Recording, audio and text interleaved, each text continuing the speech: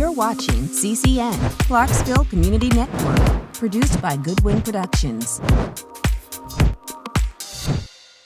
Powered by CDE Lightband.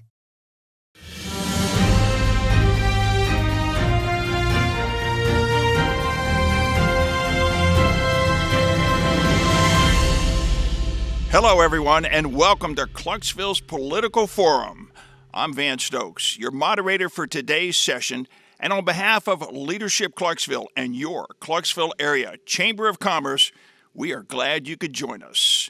Once again, we are coming to you from the Customs House Museum and Cultural Center here in Clarksville. And as always, this forum is designed to give you, the voters, an informed choice when you go to vote in the federal, state, and city of Clarksville general election on Tuesday, November the 5th. Now, in this session, we will have the opportunity to meet and talk with the candidates who will be on the ballot for the Tennessee State Senate, District number 22. They are, to my left, Mr. Bill Powers and Ms. Karen Reynolds. We will begin this session with each candidate having 2 minutes in which to present opening remarks. Following this segment, we will then turn to our panelists for questions. Joining us as our panelists today are Mr. J. Albertia, Ms. Susan Zidek, and Ms. Lorneth Peters. Now, each candidate will be given 1 minute to respond to each question, with the first response coming in a rotating order. At the conclusion of the questioning, each candidate will then have 2 minutes in which to present closing statements. Our timekeeper for this session, Mr. Phil Harpel. Under the Tennessee Constitution, legislative authority of the state is vested in the General Assembly, which consists of a state and a House of Representatives. Now, the Senate is composed of 33 members who are elected to 4-year terms of office by the voters of their Senate legislative district. A senator must be a citizen of the United States, at least 30 years old, a citizen of Tennessee for at least 3 years, and a resident of the county or district he represents or she represents for at least 1 year before the election. In general, the functions of the legislature are to enact, amend, and repeal the laws of Tennessee. Some of the specific powers granted to the General Assembly by the state constitution include the appropriation of all money to be paid out of the state treasury, the levy and collection of taxes, and the right to authorize counties and incorporated towns to levy taxes. Now let's go to our candidates for opening comments. We will hear first from Mr. Bill Powers. Well, thank you, Van, and I'm proud to be here, and I appreciate Leadership Clarksville and everybody here for putting this on. It's a needed event. These are the things that you need to do to be elected, and I'm just proud to be here. My name is Bill Powers, and I was born and raised here in Clarksville. I've lived here for just about all of my born days. I went to school. I went to Smith School, Greenwood, and Clarksville High School. I've worked here in Clarksville for the most part at Wyatt Johnson. I've been there for the last 34 years. For the last year or two, I'm trying to work my way out so I can have more time to work in the General Assembly. I started out my political career at the City Council, and that was certainly very rewarding. And then Mark Green moved on to Washington, D.C., ran for Congress, and I took Mark's place in 2019. So I have been your state senator for the last 5.5 years, and I can't tell you how much I've enjoyed it. I'm a product of public schools. My wife is also a product of public schools here in Clarksville, and all of my children went to public schools here in Clarksville. And as a matter of fact, everybody in my family went to public universities here in the state of Tennessee. So I can't tell you how fascinating the job is of being a state senator. It's just the highlight of my career, and I'm looking forward to another 4 years in the General Assembly. Thank you, Van. Thank you. Next, we'll hear opening comments from Ms. Karen Reynolds. Hello, and I would also like to echo my thanks to the Chamber of Commerce and Leadership Clarksville for hosting this event. I am Karen Reynolds. I currently serve as a City Council person for Ward 9. I'm also a retired Army Master Sergeant, a union member, and a mom. I have been in Clarksville for 24 years. I chose to make Clarksville my home because of the education system that we have in our community. I'm very proud to live here. I am married to my wonderful husband, Billy Burgett, and together we have 3 sons, one of them who is currently serving on active duty in the Navy. I have lived here, and one of the qualifications that I believe that I bring to the table is that my military values of courage, candor, and commitment make me uniquely qualified to serve on at the state legislature. I'm known at the City Council as a person who does my homework, shows up ready and prepared, and I am willing to ask the hard questions. And people trust me to do that because they've seen me do it over and over again. Over the past 14 years, I've seen firsthand how my opponent and the Republican supermajority have eroded our freedoms and our essential services in our community. I'm running because we in Tennessee deserve better. I have the courage and the determination to fight for our personal freedoms and to rebuild our services that have been dismantled. I'm very proud of our community, and I want to work very hard for everyone. What I'm also known for is my leadership from the bottom up. I'm in the community, I participate in activities, I show up, and I listen. And that is how I determine what is best for our community, not from the top down. And I'm looking forward to continuing my life of selfless service, which has been 41 years to the nation, at the State Senate. Thank you. And thank you both for those opening remarks. Let's turn now to our panelists for questions to each of our candidates. We'll hear first from Mr. J. Albertia. Well, my first question, we're going to be talking about a lot of things today, but I want to take it straight to the district at first. What do you think are the biggest issues facing the District 22 in this coming year and the next 4 years if you're elected, and how would you address them? There's a couple of things that really make me uniquely qualified. One is education, and the other would be the infrastructure. Education, I say, because I'm vice chairman of education in the Senate and am eminently qualified to take this school system to the next level. Also with transportation, I've been on the transportation committee for a number of years, and by virtue of being a car dealer, I have some knowledge that others may not have in that position. But we have real issues with education, and I think we're going to work around them. We're going to start with the governor's plan, and then as it relates to transportation, we've gotten a lot of things done here. We've just got to take a breather and get some things finished, and then go forward with the other initiatives that we need. Thank you. Ms. Reynolds? I think 2 of the reasons that I chose to run are education and healthcare. I was healthcare IT after I retired from Army Pharmacy as an Army Pharmacy technician. So I understand following the data and from the bottom up, not top down.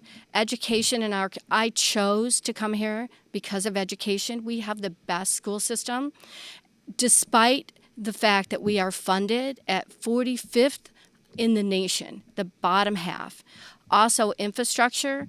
Our state legislature has had a supermajority for 14 years. If they were going to fix the roads, if they were going to truly invest in building our communities, they would have. We need people who are going to go to the state legislature and fight for our Clarksville-Montgomery County school system and fight to get our roads fixed.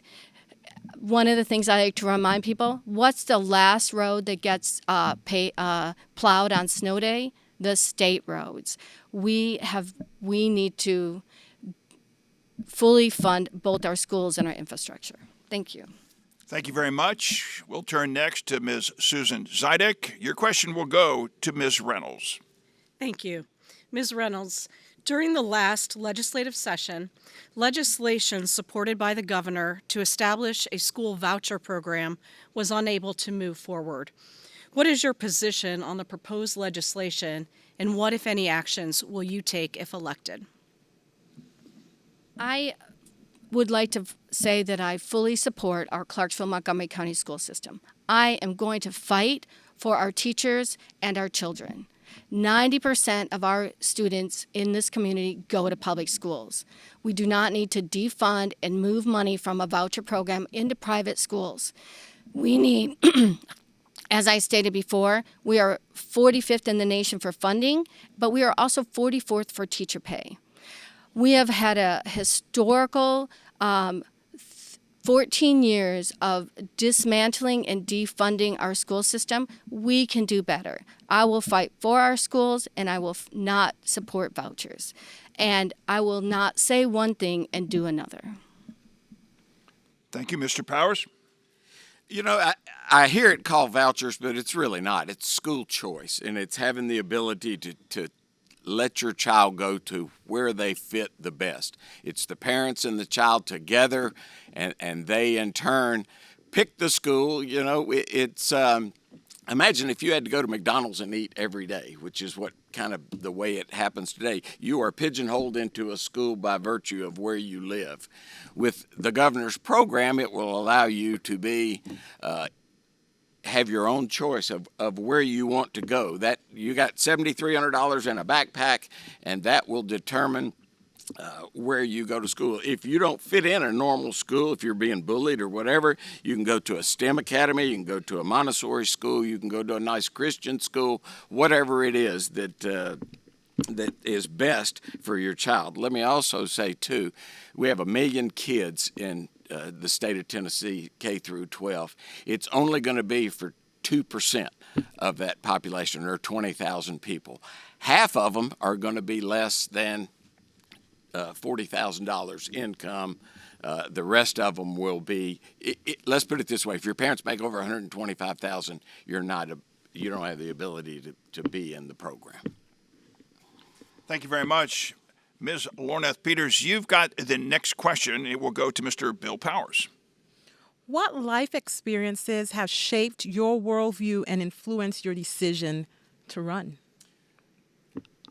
Honestly, at an early age, I worked for a fellow by the name of Howard Baker. Howard Baker was a senator from Tennessee, and I was there when I was 15, 16. I went to school at the Library of Congress in Washington, D.C. So Senator Baker was a mentor to me, and if you're out there and you've never heard of Howard Baker, he was probably the most decorated Tennessean in politics, if you ask me, or certainly modern day. Just a good man, and I learned a lot from Senator Baker and my time with him. Other than that, my dad was here in Montgomery County. He was on the county commission for 25 years. Before that, he did 8 years on city council. So I've got a long list of public service in my family, and I'm really thrilled to carry on the legacy in the state Senate. Ms. Reynolds. I have a record of 40 years of selfless service to our nation in a pair of combat boots, and then I work for the Department of Army. But really what makes me stand up and run are my educators growing up in a small town. My girlfriend's parents were educators, and I call them mom and dad. My kids called them grandma and grandpa. I still talk to my high school volleyball coach once a week. Educators and I also came from a working family. So education is very important to me, and one of the main reasons that I started, that I decided to run for the state senate is the continual attack on our schools and crouching school choice behind education. I do want to remind people that parents will not get to choose their schools. The schools will get to choose the parents. And that is very important to remember as we move forward in this process. Thank you very much. Mr. J. Albertia, you have the next question that goes to Ms. Reynolds. Ms. Reynolds, I'm going to take us back a little bit because both you and Mr. Powers talked about infrastructure and transportation. Tennessee is one of the fastest growing states, Middle Tennessee, one of the fastest growing regions, and Clarksville, one of the fastest of all. All of our major thoroughfares are state roads. We have some projects going on now. What would you do specifically to ensure that we would get our allocation of funding through TDOT back to our road system? As a city council person, I've learned that zoning and infrastructure are two of the major things that we deal with at the city level. But also funding, as you indicated, are very important. Right now, the true funding that's happening in our state is coming from the federal government. We know that we need to fully fund our roads, but this session, when they have finally approved the budget, instead of looking from the bottom up of what does each city need and how can we continue to support our communities, we continue to build an already overstuffed war chest of rainy day funds. We put $20 million away this year back into our rainy day fund. We didn't need to do that. We need to fund our roads and we need to build them. We've actually gotten a C from based on our funding from a national organization in our state, because we have had a 15-year defunding of our infrastructure. Mr. Powers.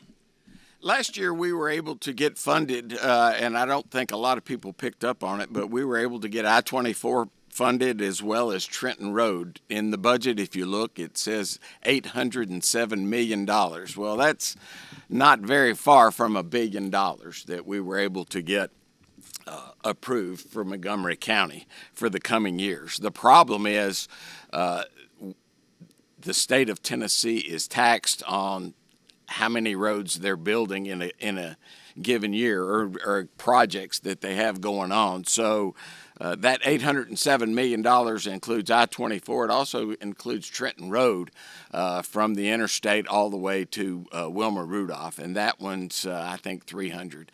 Problem with that one locally is that we're having to go and purchase 278 properties that adjoin this Trenton Road project. So we've got the projects, we've got the money. For us, it's just accelerating those projects and getting them moved up earlier. And we think we have the ability to do that. Ms. Zidek, you have the next question, and it goes to Mr. Bill Powers. Thank you. Mr. Powers, if elected, what role do you plan to play in the economic development of our area? Economic development is very important to me. In fact, I think we have a track record, or I know that I certainly strive to have a track record for economic development. And if you look at what we've done in the past, and I've got a list here, we've got a new driver's license center that's coming on board at Exit 11. We've got Nashville State going up, $34 million from it's across from the co-op, if you know where Nashville State is.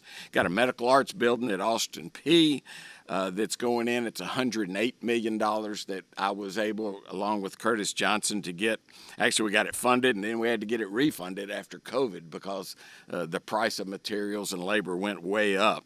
We have a parking garage downtown, $14 million. We got unencumbered. Just spend it and build a parking garage.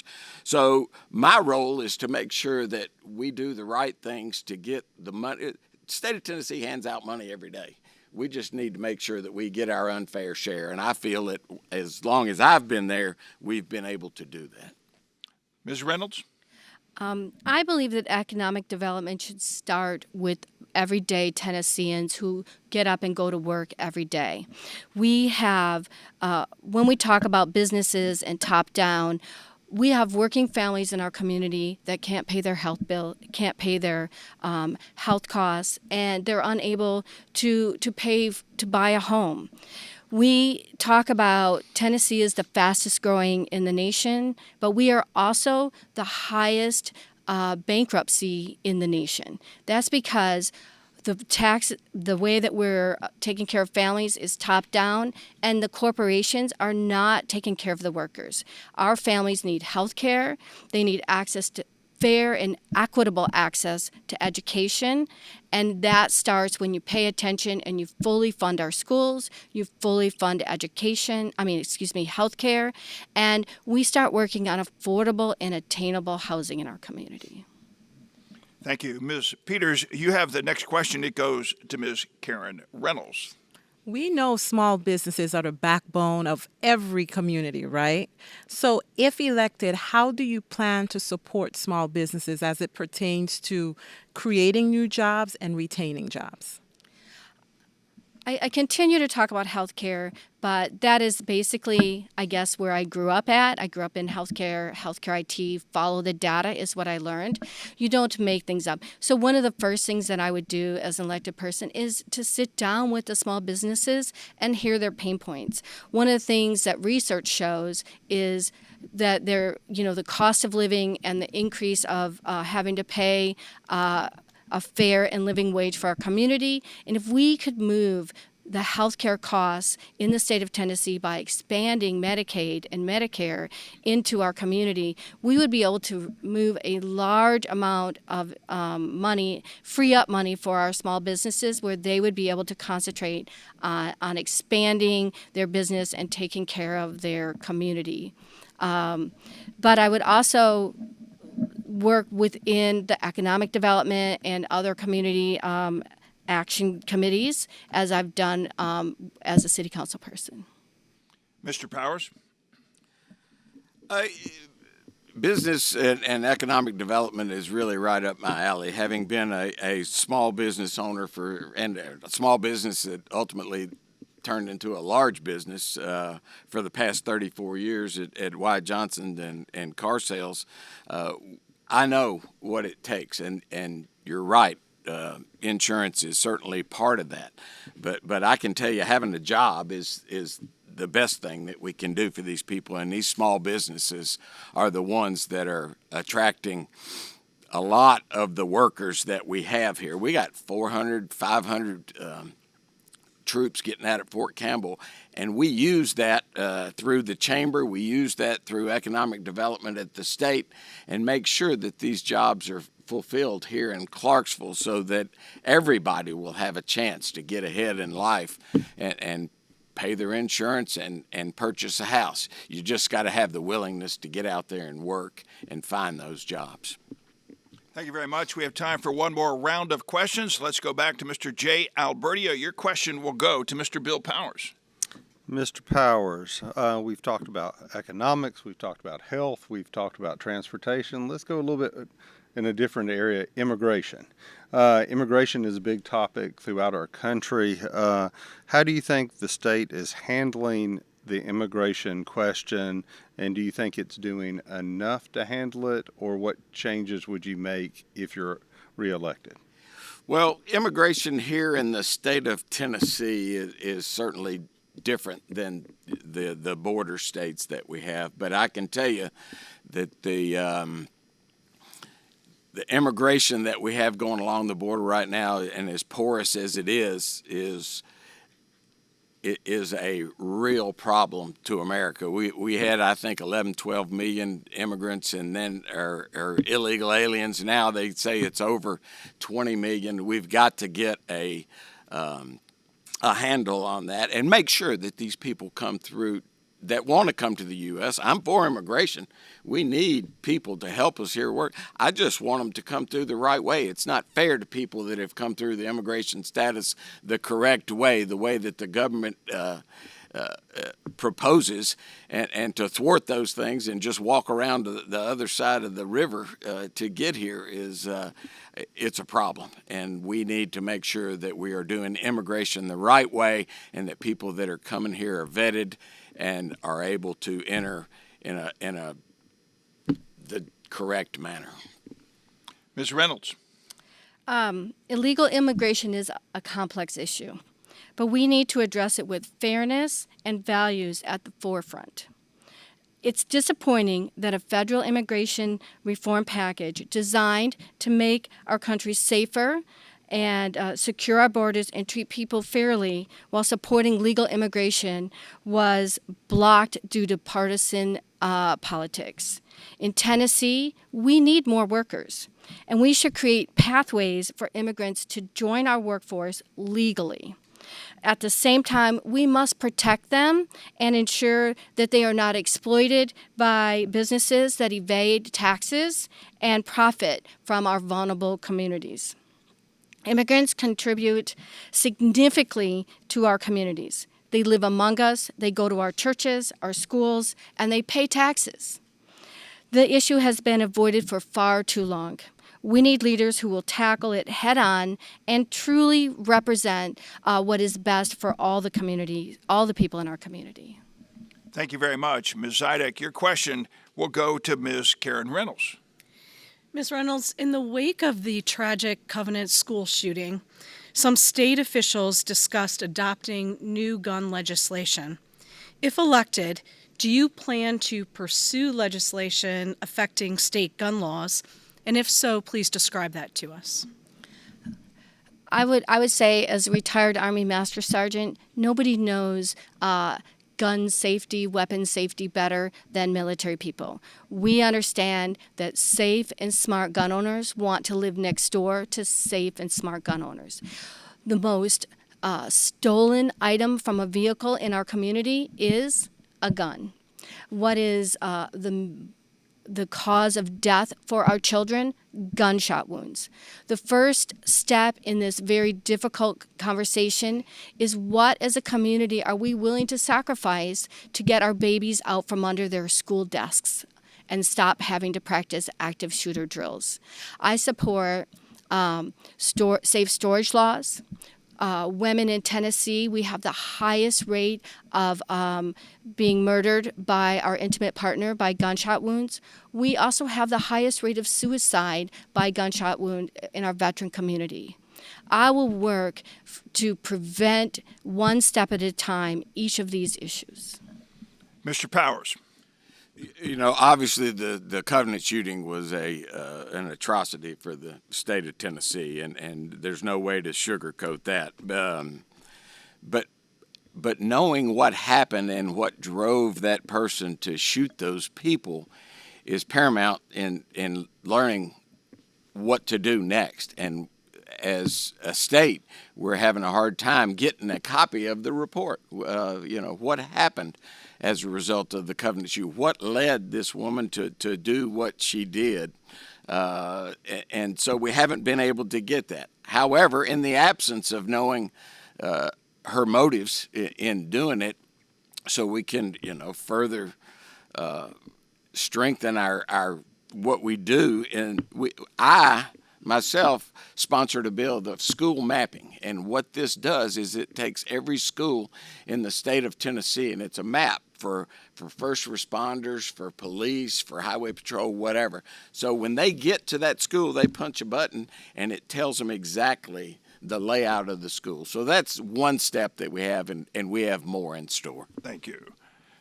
Ms. Peters, you have the last question from our panelist, and it will go to Mr. Bill Powers. As we end, we've heard from both of you, but what do you want those voting for you to remember today? Why should they vote for you? Well, people should vote for me because, number one, I have the experience. I've been there for 5.5 years, but that doesn't necessarily mean things. But I can tell you this. I believe that every child should receive a quality education. I believe that every person should have access to affordable health care.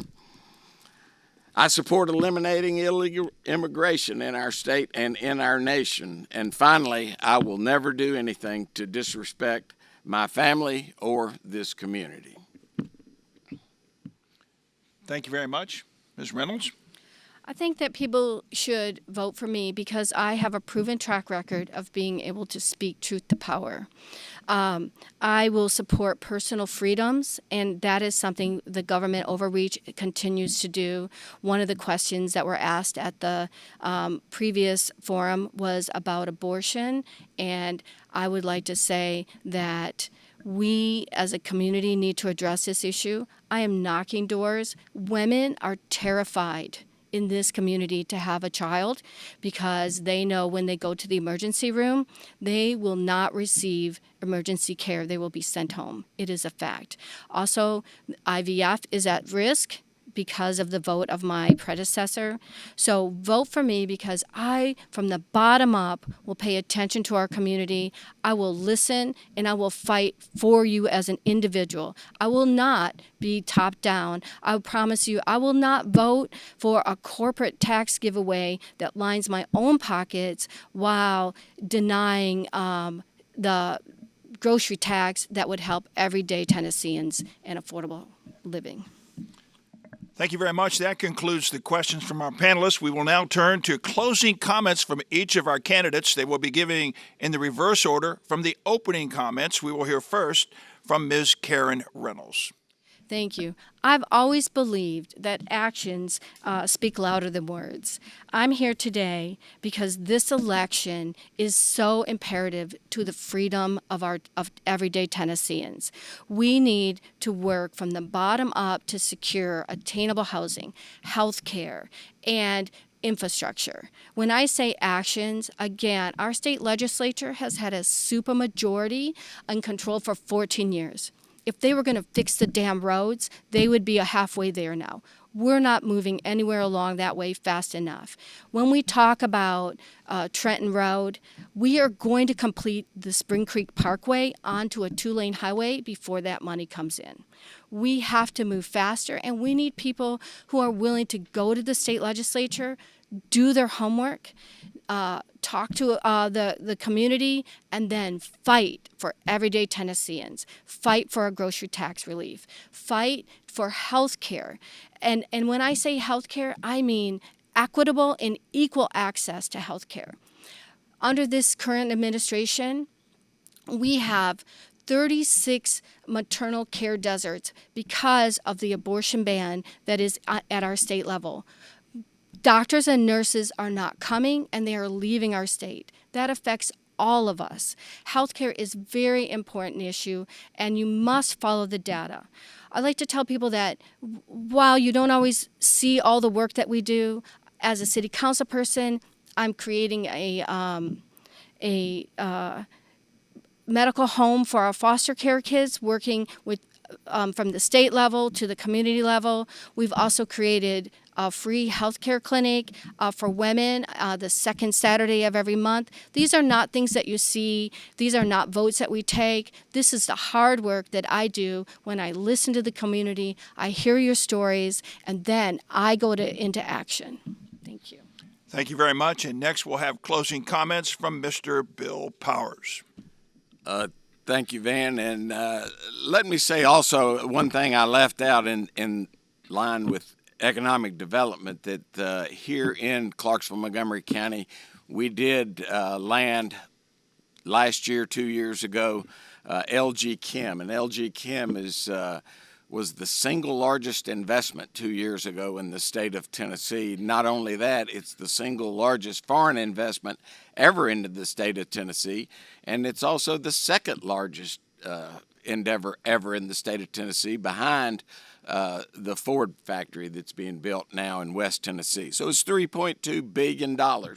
It's transformative. For anybody that's been by the Amazon Fulfillment Center, this battery factory is going to be 5 times the size of that fulfillment center that we currently have out there. So we have got some huge wins for Montgomery County in the legislature, and we were able to do it with the state helping with the funding. Let me also say that we are tough on crime. They got real problems down in Memphis, and we've been able to appropriate another 100 Tennessee Highway Patrolmen to Memphis. So that's one of the things that I've done personally in the legislature. We did have a vote to send some more people out there, and I think it's probably the most lawless part of our state, and it certainly needs to be tended to. I've been down there and witnessed it myself. So tough on crime is what we need to do. We also need to be tough on illegal immigration, because today we are the model for fiscal responsibility across this nation. When you look at states and I'll never forget a few months or a few years ago, we funded our state pension system 100%. Kentucky funded theirs 17%. So anyway, vote for me because I am committed, I'm common sense, and I'm a conservative Republican candidate to carry on the values of the people in this community. Thank you. And I want to say thank you to each of our candidates, Mr. Bill Powers, Ms. Karen Reynolds, both of whom will appear on the ballot November the 5th for the Tennessee State Senate representing District Number 22. I thank you for sharing your thoughts and your time with us today and for being willing to serve our state and our community as an elected official in the Tennessee State Senate. Remember, early voting for the federal, state, and city of Clarksville general election will take place October the 16th through October the 31st. Now, the location will be at the Election Commission office located at 350 Pageant Lane. Once again, Election Day is Tuesday, November the 5th. Thanks also to our panelists, Mr. J. Albertia, Ms. Susan Zidek, and Ms. Lorneth Peters. And also thank you to our timekeeper for today, Mr. Phil Harpel. And thanks to the staff here at the Customs House Museum and Cultural Center for hosting today's forum. And a special thank you also to Leadership Clarksville and the Clarksville Area Chamber of Commerce and to Rick Goodwin Productions for making this forum possible. Until next time, I'm Van Stokes. Thank you for watching.